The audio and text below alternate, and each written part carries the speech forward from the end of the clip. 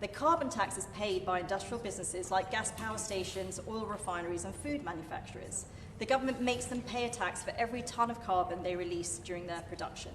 Naturally, those taxes are passed straight through to consumers as higher prices. So if the government increases the carbon tax, they increase the price of basic goods like electricity, petrol and sugar. And the government know this because in the impact assessment for this legislation, they admit exactly that. Higher carbon taxes will be passed through to consumers as higher prices. Impact assessment 18.8 for the members checking.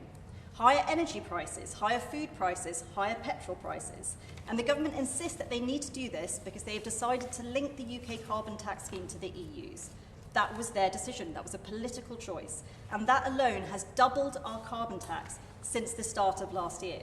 We're not talking about a slight increase, we're talking about a tax which has more than doubled in less than a year because of choices made by this Labour government. Families across this country will have less money in their pockets, not because of an act of God or because of events outside of the government's control, but because of an active policy choice made by Labour ministers. Doubling the carbon tax has increased electricity bills alone by £4 billion. In fact, the carbon tax imposed by the government now accounts for over £100 per year. I'll just make some progress and then I will. In fact, the carbon tax imposed by the government now accounts for over £100 per year, or over 12% of the average electricity bill.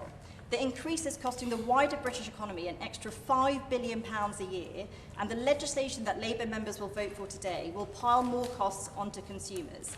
The Prime Minister recently said his priority is the cost of living, but across his government, hundreds of decisions like this piece of legislation today are raining down more regulations and higher taxes, which are pushing costs up. Policies that will push rents up, that have driven food prices up, that are landing on people's energy bills. And the impact assessment accepts that this policy today will push up energy bills. But extraordinarily, for a government that says its priority is the cost of living, it does not give a figure for how much. And that is why the Prime Minister will fail. It is why this Labour government is failing. There is no appetite or accountability in his government for even understanding what these policies will mean for the consumer, let alone trying to act in the consumer's interest. And if I'm wrong, and the member might be able to give an answer, if the party opposite has an assessment for what this will do to energy bills, perhaps he can give us the numbers. I suspect he won't be able to, but I'd happily let him try. Al-Hassan, I'd like to thank the Right Honourable Member for giving way. And I reference your call to the impact assessment in 18.8. That would be me. Chair, I appreciate and thank you. I have pleasure serving with your chairship. On the impact assessment, it says that the impact assessment's 18.8 section should be treated with caution because they are at the upper end of estimates. Does that mean that that same treated with caution should apply to everything that the honourable member opposite has said? So I think what the honourable gentleman is saying is that, yes, the impact assessment does make clear that the consumers will face higher costs. The question that I am asking and that I put to him is, what will that mean for people's energy bills? I would suspect that is something that his constituents would be concerned with. The fact that he does not have an answer is something that he should ask of his government and what this will mean for people's energy bills. I will actually make some progress, unless he has an answer on energy bills. I can answer quite quickly.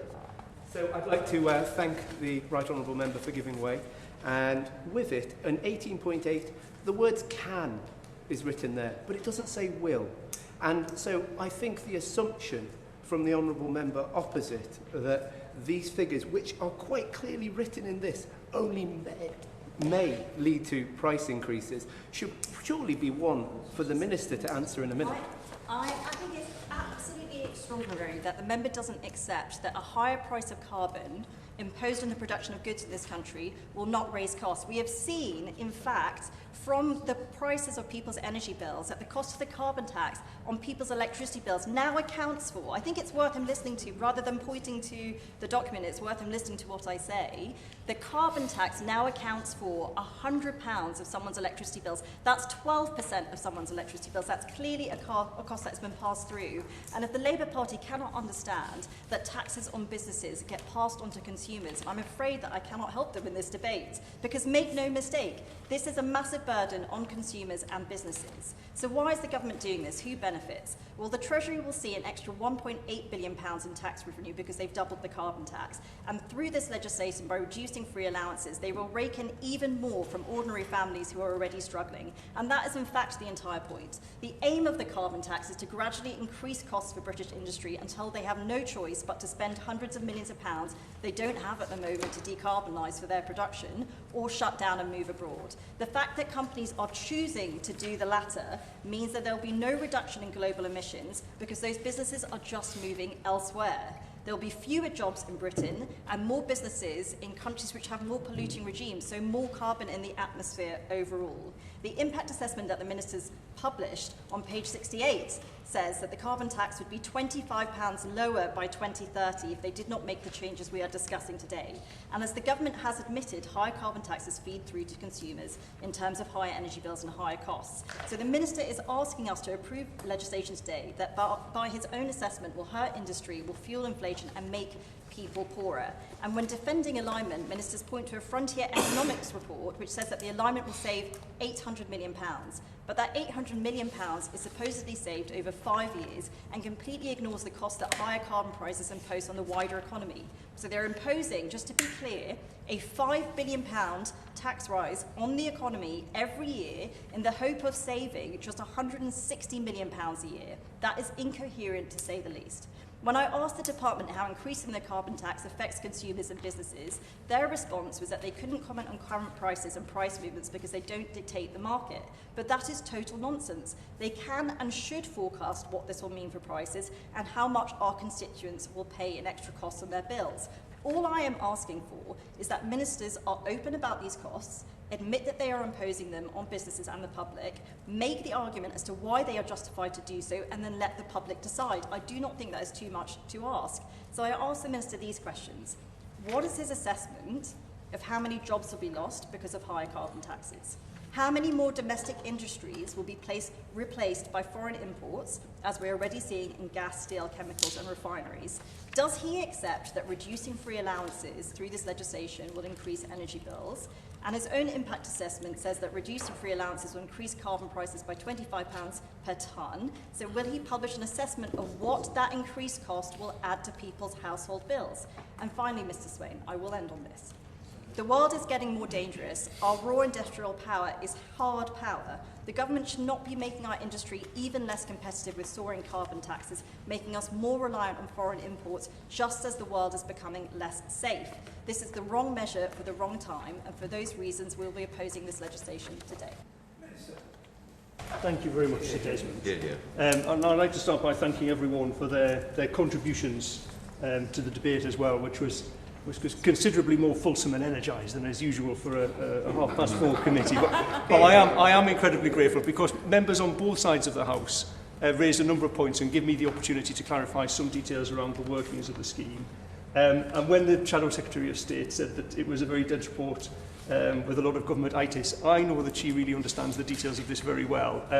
Because, of course, as she was the former Secretary of State. But I do appreciate it is a very technical area, and I think it's beholden on all of us to try and explain as clearly as possible what these regulations mean. So maybe I'll start by addressing some of the specific points in the regulations and then talk a bit more generally about some of the points that people have raised. So in terms of the specific points in the regulations, I appreciate the concerns on both sides of the House about the impact on industry and the risk when we're decarbonising industry, the risk to deindustrialisation.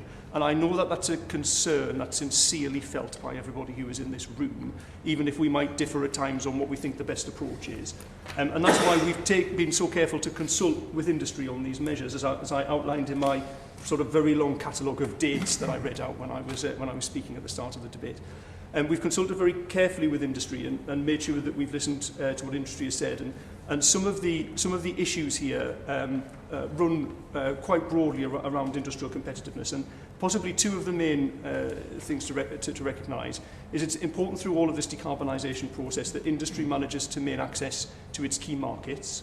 And clearly one of the key markets is the EU. And that's where we we come to the discussion about linking the EU ETS and the UK carbon border adjustment mechanism with the EU as well, to enable our UK industries to continue to trade there. And negotiations with the EU started in November, but I want to be clear that those negotiations will only conclude in this way if it's in the UK interest to do that. And we'll continue to consult with UK industry on that matter too. And also my honourable friend, the member for Stoke-on-Trent Central, there were specific requests from the ceramics industry as well. They made 3 specific requests of us in this consultation, and we managed to adopt those requests too, around ceramics being on the carbon leakage list, no tiering of free allocations, and also greater engagement with the ceramic sector, which is why we've set up the UK ETS working group.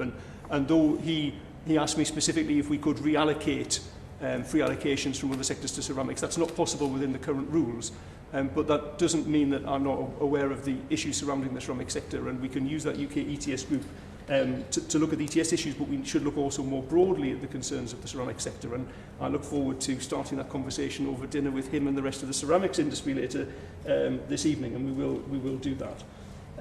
On the question of power and the impact of this on energy bills, I think the important point to mention here is that, of course, the ETS applies to power that's produced from fossil fuels, not from renewable energy. And it's this government's policy to pursue our clean power mission by 2030, which is investing in the cheapest forms of power available, in onshore wind, in offshore wind, and in solar power, and of course in nuclear energy too. And the purpose of the ETS is to incentivise that. So the carbon price incentivises investment. It provides that level of incentive in power and in industry to invest in new green technologies. And a member for North Antrim, I think... Yes, I will, absolutely. Coutinho. So, originally, the choice was between coal and gas, but there is no coal in the system anymore. So there is only gas. And even in his own clean power plans, gas is the dispatchable power in the system. There is no other choice. There is nothing else which is going to keep the lights on when the wind doesn't blow and the sun doesn't shine. And even in his plans, gas will set the price 50% of the time. So what he is doing is needlessly imposing a tax that inflates that that price of gas to the consumer when there is no other choice available. So would he go away and at least come up with a forecast for what this will mean for energy bills and consumers in this country, considering that they do not have another choice, even in his own plans, apart from to use gas power? Minister. Thank you, Chair. So I think what the Shadow Secretary of State has outlined there is exactly the success of this policy. It's driven coal out of the system in favour of more cheaper power, and that's exactly the point of the ETS, and it is also in terms of the industrial investment too. And of course, as we said, the renewable energy, so why we're pursuing our clean power mission is for energy security and to lower energy bills, as well, of course, to ensure that we have green energy too. Yes. Could the Minister explain why his impact assessment says opposite things on the same page? So it says, in respect of the £92 million direct net cost to business, that on the one hand, quote, our working assumption is that all costs are incurred to business with no indirect impact to households. And then in the very next paragraph says, we estimate that cost pass-through for most sectors could feasibly be at 80 to 90%. Both of those things can't be true, can they? Minister. Thank you, Chair. Well, what can be true is that there are both costs and savings for industry. If we're talking about industry specifically here, particularly the savings associated with industry, particularly the savings for industry associated with being members of the UK carbon border adjustment mechanism, which will come into force in 12 months' time and enable, if we link the UK and the EU ETS, enable UK industry to trade freely within the EU as they have done in the past. And just turning to the question to the member, no, I've dealt with that. No, I've dealt with that. Just turning to the question from the member for North Antrim. So he asked me specifically about the issue in Northern Ireland, of course, Northern Ireland being in a separate electricity zone. So electricity generators in Northern Ireland haven't historically received a free allocation. And in future, the free allocation rules on electricity generation will apply in the same way for the UK and EU operators, assuming that there is that linkage. So, so also just turning as well back to this point, the point that that was covered by the Secretary of State and also by others, this point about industry. Clearly the drive here is to incentivise investment in industry, and that's precisely what this policy does, and that's precisely the mechanism of the carbon price. And it is, I think, a fallacy to assume that that investment in industry will result in perhaps less efficient or more expensive industrial products. It's certainly not the case for the steel industry, where investing in green technology also results in lower costs of production as well. But it is the government's policy framework that, of course, creates the opportunity for industrial companies to have a clear framework for investment in. Yeah, certainly. Claire Coutinho. I appreciate his graciousness in understanding our concern for industry. His priority is decarbonisation, but I'm sure the Minister will understand the very real risk that what is happening to businesses and industry is that it is not the UK decarbonising by those industries remaining here and cutting their emissions. What is happening is those industries are going abroad. They're often going abroad to countries which have more polluting regimes than the UK, which has some of the cleanest electricity anywhere in the world. They're going abroad to places which are still powered by coal, for example. So what will happen is, rather than anybody reducing carbon emissions across the world, we are actually increasing emissions by moving our businesses from the UK to countries abroad with more polluting regimes. So fewer jobs in Britain for more carbon in the atmosphere.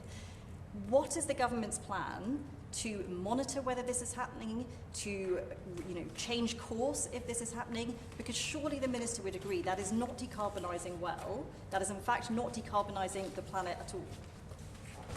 Minister. Thank you, Chair.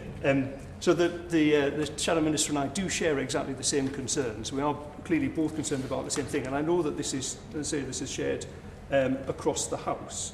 But the point I'm trying to make here is that the deindustrialisation and decarbonisation, they don't necessarily need to be in competition.